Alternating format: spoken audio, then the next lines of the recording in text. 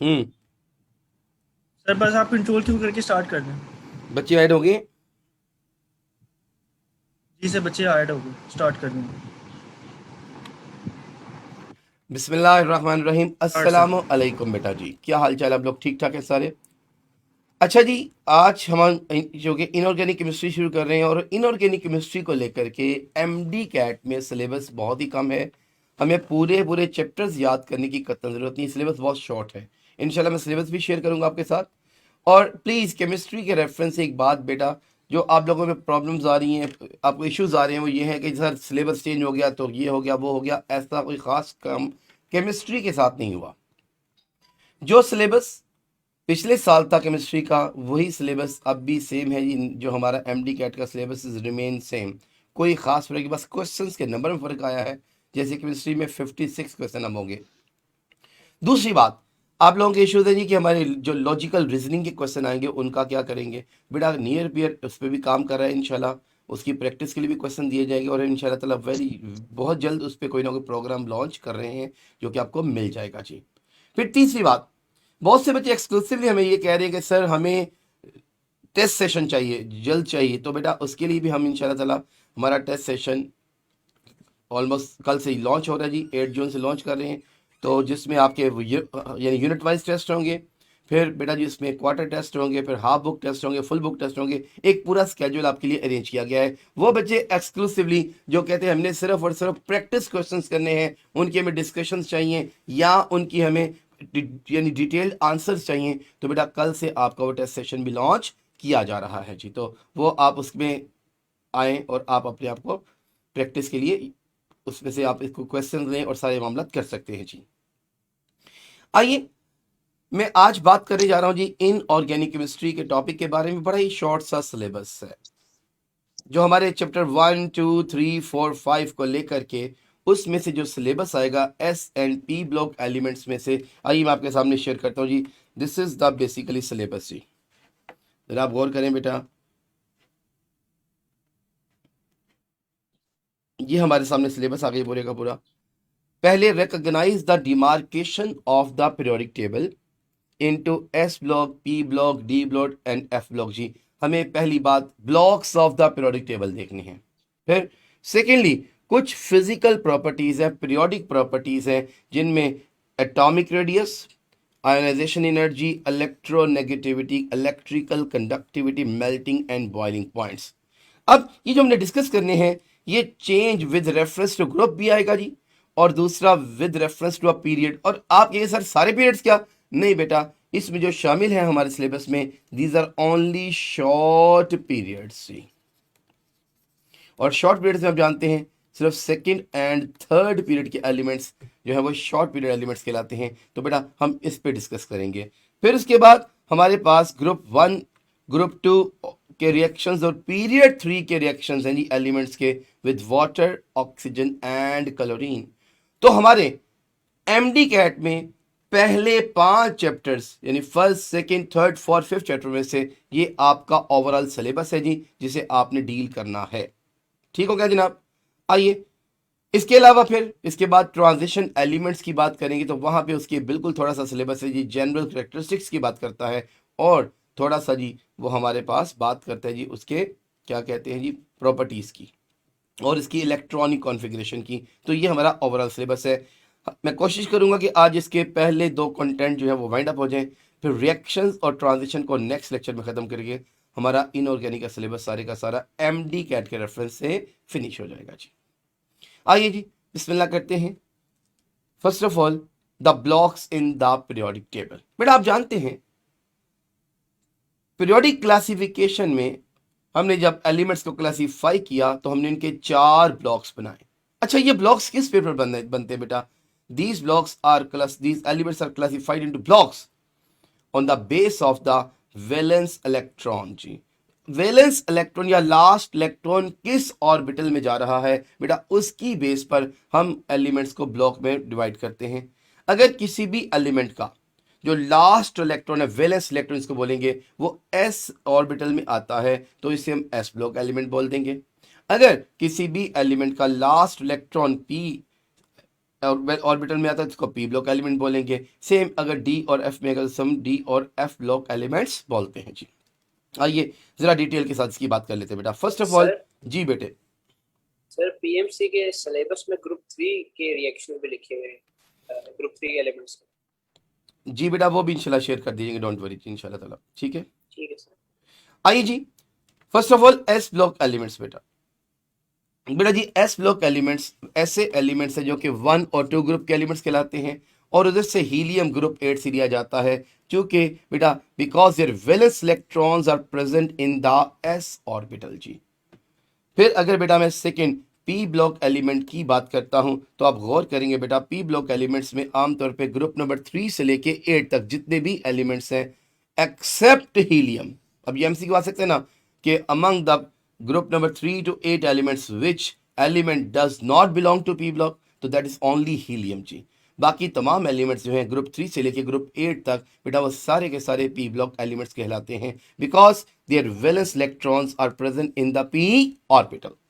Similarly अगर बेटा मैं डी ब्लॉक एलिमेंट्स की बात करता हूं तो आप देखिएगा the D block elements group 1 से बी से लेके ग्रुप 8 बी के एलिमेंट्स ये सारे के सारे ट्रांजिशन एलिमेंट्स कहलाते हैं जी, और इनको डी ब्लॉक बोलेंगे क्योंकि इनके valence electrons are present in the D orbitals. And similarly बेटा अगर हम लास्ट बात करूंगा जी एफ ब्लॉक एलिमेंट्स को लेकर के, तो एफ ब्लॉक एलिमेंट्स जिसमें दो सीरीज शामिल हैं जी, one is the lanthanides and other is the actinides are the f block elements, और इन्हें एफ ब्लॉक इसलिए बोला जाता है because their valence electron are present in the f orbital. So I can simply summarise किसी भी element का ताल्लुक किस ब्लॉक से है ये इस बात पे डिपेंड करता है कि उसका वैलेंस इलेक्ट्रॉन किस ऑर्बिटल में पाया जाता है। जी बताएं बेटी, शाबाश बोलें। जीरो ग्रुप के एलिमेंट कौन से ब्लॉक में आएंगे? बेटा आपकी आवाज मुझे कतन नहीं आ रही, थोड़ा सा ऊंचा बोलिए मेरी बेटी। जीरो ब्लॉक के एलिमेंट्स किस ग्रुप में आएंगे? जीरो ब्लॉक के एलिमेंट्स बेटा जो जीरो ग्रुप के एलिमेंट्स हैं बेटा वो पी ब्लॉक में आते हैं एक्सेप्ट हीलियम, हीलियम जो एस ब्लॉक में आता है बेटा। Okay sir. शाबाश बेटी। लीजिए ये तो हो गए हमारे पास blocks in the periodic table. आइए हम इसका आज पहला पीरियोडिक ट्रेंड डिस्कस, पहली पीरियोडिक प्रॉपर्टी डिस्कस करेंगे, that is the atomic size जी। बेटा हम जब भी एटॉमिक साइज को स्टडी करते हैं हमने एटम को स्फेरिकल एज्यूम करना, हम कहेंगे कि एटम इज स्फेरिकल। एक बात याद रखना बेटा, चूंकि एटम डिफरेंट तरह के मोड में होता है, कभी बेटा अगर एलिमेंट की फॉर्म में तो इसका साइज कुछ होगा, कंपाउंड की फॉर्म में तो इसका साइज कुछ होगा, तो बेटा या आयन की फॉर्म में इसका साइज कुछ होगा, तो depending upon the type of compound used for its measurement the sizes of atoms are expressed in atomic radii, ionic radii and covalent radii. तो हम बेटा जी एटॉमिक साइज को तीन टर्म्स में डिस्कस करते हैं, atomic radius, ionic radius and covalent radius जी। आइए जी फर्स्ट ऑफ ऑल एक बात याद रखिएगा, तो एटम का साइज इंपॉर्टेंट है, हम इसको पढ़ते क्यों हैं, व्हाट इज द इंपॉर्टेंस? तो बेटा इसकी इंपॉर्टेंस ये है कि इससे बहुत सी फिजिकल और केमिकल प्रॉपर्टीज रिलेट कर रही होती हैं बेटा। So the physical and chemical properties of elements they are related to their atomic size, या यूं कहूंगा they depend upon their atomic sizes, और atomic size is a governing factor for the rest of the periodic trends, जिसमें ionization energy, electron affinity आती है, electronegativity आता है, वगैरह वगैरह, ये सारी प्रॉपर्टीज रिलेट कर रही होती हैं बेटा by the with the atomic size जी। आइए जी first of all atomic radius देखिए, अगर मैं सिंपल डेफिनेशन बोलता हूं तो it is the average distance between the nucleus of an atom and its outermost electronic shell, in a distance from the center of an atom up till its outermost electronic shell is said to be the atomic radius। इसे हम लोग बेटा atomic radius बोलते हैं, और चूंकि हमारे पास कुछ बच्चे पैरेलल प्रेप के भी हैं तो बेटा मैं एफएससी के रेफरेंस से बात करूंगा। यहां से पहला शॉर्ट क्वेश्चन ये बनता है कि why atomic radius can not be determine precisely, और बेटा उससे पहले एक छोटी सी बात समझ लें कि एटॉमिक रेडियस को डिटर्मिन किया जाता है बाय द फिजिकल टेक्निक्स जी। और वो फिजिकल टेक्निक्स क्या है? द फिजिकल टेक्निक्स में भी एक्सरे एनालिसिस, में भी स्पेक्ट्रोस्कोपिक मेजरमेंट्स, और इसके अलावा हम लोग इलेक्ट्रॉन डायफ्रैक्शन मेथड भी इस्तेमाल कर सकते हैं जी। ये चैप्टर 6 में आपने जब केमिकल बॉन्डिंग पढ़ते हैं तो वहां पे आपने बॉन्ड लेंथ के टॉपिक में जाके या बॉन्ड एनर्जी के टॉपिक में इसके बारे में डिस्कस किया कि electron diffraction, X ray analysis and the spectroscopic measurements are the physical techniques that are used to determine the size or the radius of an atom चेन। अच्छा, एक बात याद रखना बेटा, एटम इज सो स्मॉल कि सिंगल एटम का size measure नहीं किया जाता। जब भी किसी एटम का साइज मेजर करना है हम इसको कोवेलेंटली बॉन्ड कराएंगे उसी तरह के एटम के साथ और उनके सेंटर्स का डिस्टेंस लेंगे हाफ ऑफ द लेंथ, जिसे आमतौर पे कोवेलेंट रेडियस बोलते हैं। So the atomic radius or atomic size is generally measured with reference to the covalent radii. आई जी, मैंने जो बात की कि एटॉमिक साइज को प्रीसाइजली डिटरमिन नहीं किया जा सकता। It's a very important short question for the एफएससीजी, पेपर में आ चुका पिछले सालों में। इसकी बेटा दो बेसिक रीजंस होती है। नंबर 1, कहते हैं एटम की कोई शार्प बाउंड्री नहीं होती, there is no sharp boundary of an atom. वजह, उसकी रीजन भी लिखिए बेटा, because the probability of an electron even at a very large distance from the nucleus can not be zero. बेटा, इलेक्ट्रॉन की probability nucleus से काफी दूर तक भी जीरो नहीं होती, लिहाजा हम एटॉमिक साइज को, एटॉमिक रेडियस को प्रीसाइजली मेजर नहीं कर सकते। बेटा ऐसा क्यों? देखिए ना, अगर मैं कहूं जी हाइड्रोजन एटम, तो बेटा बोहर्स के रेफरेंस से आपने बात की थी, अगर मैं हाइड्रोजन एटम की बात करता हूं, आप अगर गौर करें तो बेटा ये हाइड्रोजन का एटम है, ये उसका एक न्यूक्लियस, ये उसका फर्स्ट शेल इलेक्ट्रॉन। अच्छा, क्या श्योर है ये इलेक्ट्रॉन हमेशा यहीं पे रहता है? नहीं बेटा, it depends upon the energy. देखिए ना, बोहर्स ने कहा था कि एक electron revolve around the nucleus in a circular permitted path said to be an orbit, और हर ऑर्बिट की एनर्जी फिक्स थी बेटा। लेकिन देखिएगा, अगर एक इलेक्ट्रॉन उस ऑर्बिट में कॉन्टिन्यूसली मूव कर रहा है तो इट रिमेन्स सेम, उसकी एनर्जी सेम रहेगी। लेकिन बेटा जब आप एटम को फ्लेयर अप करते हैं बेटा जी, तो देखिएगा इलेक्ट्रॉन जंप करते हैं from the inner to outer orbit. अब सो मैं कह सकता हूं ना कि एटम की शार्प बाउंड्री नहीं है। अगर एटम की शार्प बाउंड्री होती तो इलेक्ट्रॉन जंप ही ना कर पाता from any orbit to the other orbit जी। तो इसका मतलब ये हुआ कि इलेक्ट्रॉन का जंप करके इनर टू आउटर ऑर्बिट में या आउटर से इनर ऑर्बिट में आना इस बात की दलील है कि एटम की शार्प बाउंड्री नहीं होती। सो हम कह देते हैं ना, the probability of finding an electron never become exactly zero even at a large distance from the nucleus। फिर सेकेंड रीजन सुनिएगा बेटा, the electronic probability distribution is affected by the neighbouring atom. इसका मतलब यह हुआ कि एक एटम का साइज एक कंपाउंड से दूसरे कंपाउंड में वेरी कर जाता है जी। आइए मैं अगर इसको एग्जाम्पलीफाई करना चाहता हूं तो जरा मेरी बात पे आपने गौर करना है मेरे बेटे, अटेंशन दीजिएगा जरा जी। अगर मैं आपसे कहूं बेटा कि मेरे पास हाइड्रोजन का एक एटम है, ये उसका साइज है, let us consider this is the size of an hydrogen atom. बेटा अब अगर मैं कहूं जी कि हाइड्रोजन एटम का साइज, अगर मैं इसको एलिमेंट की फॉर्म में देखता हूं, बेटा आप देखिएगा दूसरा हाइड्रोजन का एटम यहां पे आएगा। सपोज करें ये ओवरलैप हुए हैं बेटा जी जरा गौर कीजिएगा, साइज को कोई खास फर्क नहीं पड़ेगा। क्यों नहीं पड़ेगा? क्योंकि बेटा दोनों की इलेक्ट्रॉन नेगेटिविटी सेम, दोनों सेम एटम्स हैं। जब इलेक्ट्रॉन नेगेटिविटी सेम है तो बेटा साइज में कमी तो आएगी due to overlapping of atom, लेकिन बेटा एक साइज का सेट हो गया। लेकिन व्हाट इफ अगर मैं कहूं जी कि मैंने हाइड्रोजन का बॉन्ड बना दिया क्लोरीन के साथ, देखिएगा ये हाइड्रोजन का साइज, ये क्लोरीन का साइज, लेट अस कंसीडर। बेटा होता क्या है? होता यह है कि क्लोरीन चूंकि मोर इलेक्ट्रॉन नेगेटिव है, it will drag the electrons more towards itself. बेटा जब ड्रैग करेगा तो अब देखिएगा होना क्या है, फिर मैं यूं कहूंगा कि यूं करके इसकी कुछ सूरत बन जाती है जी। क्लोरीन का साइज थोड़ा लार्ज हो जाता है जबकि हाइड्रोजन का साइज थोड़ा सा स्मॉल हो जाता है जी, बिकॉज द इलेक्ट्रॉनिक डिस्ट्रीब्यूशन जो है वो अनसिमेट्रिकल हो जाएगी। बेटा क्लोरीन इलेक्ट्रॉन चार्ज को अपनी तरफ ज्यादा ड्रैग कर लेगा। सो इस रेफरेंस से मैं कहूंगा कि HCl में the size of hydrogen is smaller as compare to the size of hydrogen in H2।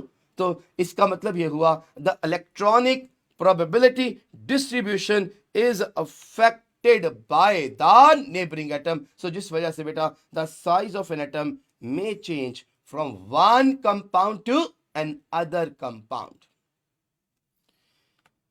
जी इसकी वेरिएशंस को डिस्कस कर लेते हैं कि what are the variations of atomic size in the periodic table. बेटा आप सब जानते हैं, बिल्कुल 9th क्लास से पढ़ के आए हैं, ये बातें पढ़ रहे हैं बेटा। Along the group it increases, ये रीजंस भी आपको आती हैं बेटा। देखिए डाउन द ग्रुप आते हुए एक तो शेल्स बढ़ते हैं, यानी कि नंबर ऑफ शेल इंक्रीज करते हैं, और सेकंड शील्डिंग इफेक्ट इंक्रीज करता है, स्ट्रॉन्ग होता जाता है. So these are the two reasons due to which we can say that the atomic size or atomic radius increases down the group जी.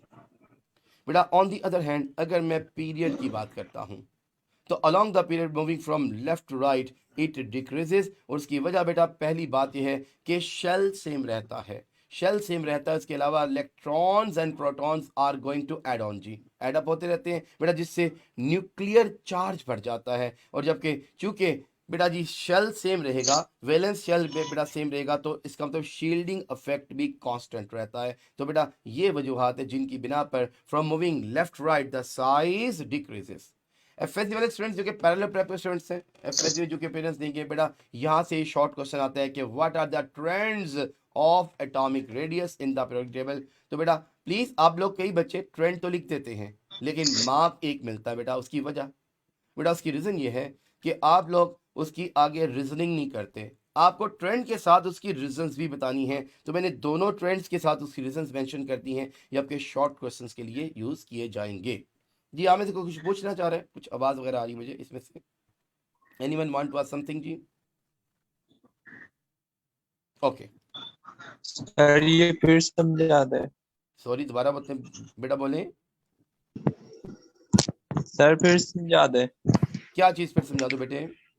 ये trend इसके ये अलोंग द पीरियड ट्रेंड जो है बेटा, अलोंग द पीरियड मैंने कहा, जरा देखिए लेफ्ट राइट मूव करते हुए शेल सेम रहना है. शेल सेम रहेगा बेटा, लेकिन more electrons and protons get added up जी, जिससे न्यूक्लियर चार्ज बढ़ेगा, और शील्डिंग इफेक्ट तो रहेगा कांस्टेंट इन द पीरियड, तो इस वजह से साइज डिक्रीज करता है. अगर आप इसकी डिटेल जानना चाहते हैं तो बेटा जरा गौर कीजिएगा.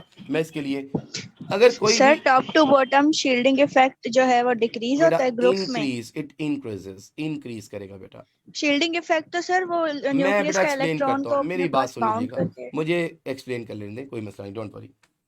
आइए बेटा मैं बात करता हूँ जी. लेट अस कंसीडर, अगर मैं कहूँ जी, पहले हम ले लेते हैं ग्रुप की बात कर लेते हैं. ये hydrogen, lithium, sodium, potassium, nucleus. ये पहला शेल 2 इलेक्ट्रॉन, दूसरा शेल 1 2 3 4 5 6 7 8, और तीसरा शेल 1 इलेक्ट्रॉन. क्या ख्याल है, शील्डिंग बढ़ी के कम हुई बेटा? बेटी जवाब दीजिए. डिक्रीज बढ़ करेगी. गई बढ़ गई ना शील्डिंग. बेटा, तो इसका मतलब डाउन द ग्रुप आते हुए शील्डिंग इफेक्ट इंक्रीज कर जाता है. अच्छा बेटे, अब आपका क्वेश्चन था कि sir left right shielding effect कैसे कांस्टेंट रहता है, तो आइए इसकी एग्जांपल ले लेते हैं. लेट अस कंसीडर बेटा, मेरे पास ये लिथियम है जी, ये मेरे पास बेटा जी बेरिलियम है, boron, carbon, nitrogen, oxygen, fluorine and neon. ये बेटा मैंने आपके लिए सेकंड पीरियड के एलिमेंट्स मेंशन कर दिए यहाँ पे. अब अगर आप मेरा बेटा गौर करें तो बेटा लिथियम एटॉमिक नंबर 3 4 5 6 7 9 10. इब्राहिम ये बच्चे को म्यूट कर दो यार. इब्राहिम इस बच्चे को म्यूट कर दें. ले जी, ये बेटा हमारे पास सेकंड पीरियड के एलिमेंट्स हैं. अब अगर आप गौर करें बेटा, तो लिथियम एटॉमिक नंबर 3 था, ये देखिए बेटा, this is lithium. First shell 2 electron, second shell 1 electron जी. बेटा अब बेरिलियम में 4 है, क्या उसके लिए एक और बेटा शेल ऐड करूंगा? बोलिए शाबाश. आप कहेंगे सर नहीं, क्यों नहीं बेटा? वजह क्योंकि अभी सेकंड शेल में टेंडेंसी है ऑक्टेट पूरा होने की बेटा. इसका मतलब ये हुआ कि हमारे पास बेरिलियम का चौथा इलेक्ट्रॉन यहाँ पे, ये बोरॉन, ये कार्बन, ये नाइट्रोजन, ये ऑक्सीजन, ये फ्लोरीन और ये नियॉन. यानी बेटा जी जो इनर शेल है, पेनल्टीमेट शेल, इसको हम बोलेंगे पेनल्टीमेट शेल जी, पेनल्टीमेट शेल, ये सेम रहा बेटा, उसमें नंबर ऑफ इलेक्ट्रॉन सेम रहे. इसका मतलब ये हुआ कि shielding effect left right move करते हुए ऑलमोस्ट कांस्टेंट रहेगा, चेंज नहीं होगा जी. सर जी सर बेटा. शील्डिंग इफेक्ट क्या नंबर ऑफ शेल्स पे डिपेंड करता है? बेटा it depends upon the number of electrons in the inner shells. Inner shells में जितने इलेक्ट्रॉन ज्यादा होंगे उतना बेटा शील्डिंग इफेक्ट ज्यादा होगा, जितने कम होगा उतना बेटा शील्डिंग इफेक्ट कम होगा जी. Okay, thank you sir. Welcome जी. सर पेनल्टीमेट शेल क्या होगा जो अभी आपने बताया? Second last shell is said to be the penultimate shell. किसी भी एटम का जो सेकंड लास्ट शेल होता है उसे हम पेनल्टीमेट शेल बोलते हैं. ठीक है बेटी? ओके सर जी, थैंक यू. ओके जी, ये तो कुछ हो गया जी. बात करेंगे हम थोड़ी सी मजीद, मैं आपके साथ शेयर करना चाहता हूं. अच्छा, मैं एक क्वेश्चन अगर आपसे करूं, मैंने जैसे अभी आपसे कहा, क्या हम सिंगल एटम का साइज मेजर कर सकते हैं? जवाब दीजिए. नहीं सर. No No. No. नहीं कर सकते। फिर क्या क्या क्या मेजर कर सकते हैं? Size of atoms radius. When they are covalently bonded to each other, is it or not? Yes, sir. चलिए Yes. अच्छा मेरी बात सुनिएगा, मैं अगर आपके सामने यहाँ पे बेटा जी लिखता हूँ जी, सपोज कर लीजिएगा सोडियम है मेरे पास, चलिए मैं सेकंड पेड़ ले लेता हूँ, लिथियम ले लेते हैं, बेरिलियम ले लेते हैं, boron, carbon, nitrogen, oxygen, fluorine and neon, ये बेटा मेरे पास है। अच्छा अब मेरी बात सुनिएगा, मैं अगर क्वेश्चन करता हूँ जी कि विच of the following has greater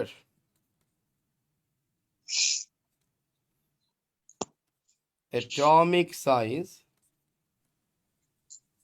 measured when atoms are covalently bonded?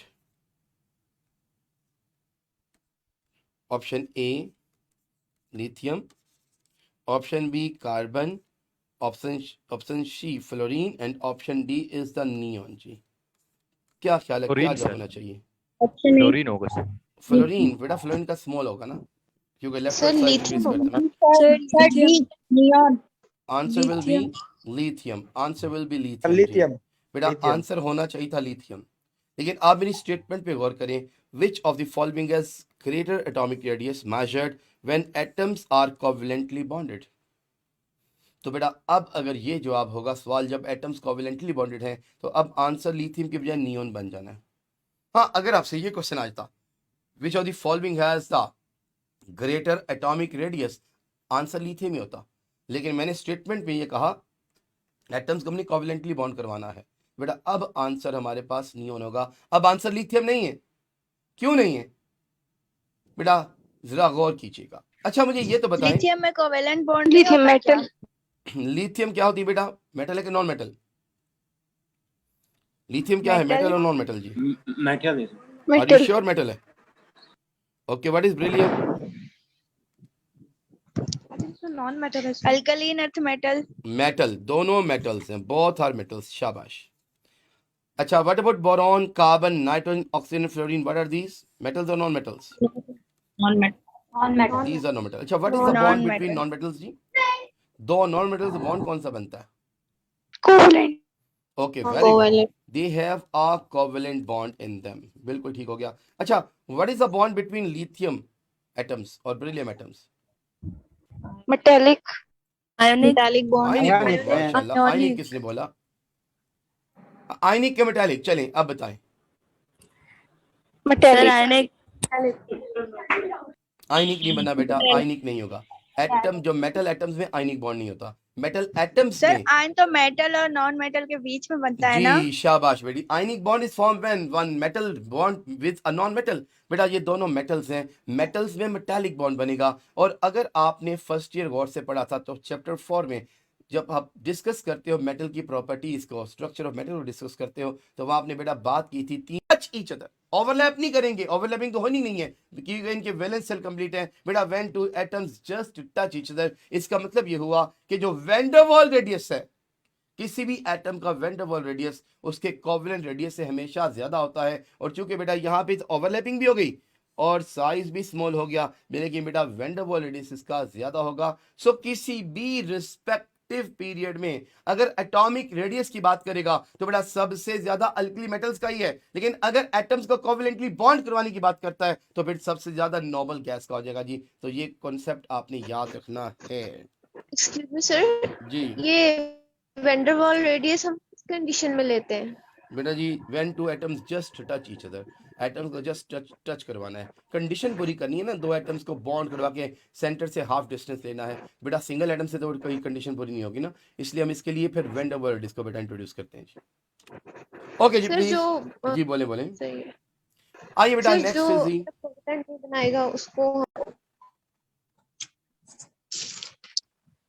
Sir तो effective radius nuclear charge more effective कैसे होगा सर, जब हम तो बेटा चार्ज निकाल रहे हैं? पहले देखिएगा तो हमारे पास सोडियम का मैं केस डिस्कस कर लेता हूँ। सोडियम के अगर मैं केस को डिस्कस करता हूँ तो मैं वापस आता हूँ इसी स्लाइड पर। बेटा सोडियम के देखिएगा केस में ये इसका न्यूक्लियस है जी, मैं न्यूट्रॉन ही बना रहा पर प्रोटॉन की बात कर रहा हूँ। बेटा इसमें 11 प्रोटॉन है, पहला शेल 2 इलेक्ट्रॉन, दूसरा शेल 8, तीसरा शेल 1 इलेक्ट्रॉन। बेटा अब मेरी बात सुनिएगा, अगर मैं थर्ड शेल में से इलेक्ट्रॉन निकालता हूँ, ये वाला थर्ड शेल खत्म हो गया। पहले क्या केस था, 11 प्रोटॉन थे, 11 इलेक्ट्रॉन थे, अट्रैक्शन थी। अब क्या है, प्रोटॉन तो 11 ही है, लेकिन इलेक्ट्रॉन कितने लगे बेटा? 10. तो बेटा बढ़ गई ना, उसकी पावर बढ़ गई कि नहीं बढ़ गई? इफेक्टिवनेस बढ़ गई कि नहीं बढ़ गई बेटा? यूं the nuclear charge becomes more effective. Okay. ठीक है Okay, बेटा, thank you, sir. वेलकम जी। जी sir. लो जी बेटा, एक छोटा सा क्विज कर लेते हैं आपके लिए। Which of the following is the best representation of the ionic radii of elements of third period? जी क्या ख्याल है, क्या जवाब आना चाहिए? शाबाश, सोचे सोचे जल्दी से। सर डी होगा। D. D. It increases left right. Are you sure? Period की बात कर रहा हूँ, Yes. पीरियड की बात। Left right ionic radius Delta. Increase करेगा, left right ionic radius. Are you sure? Decrease D.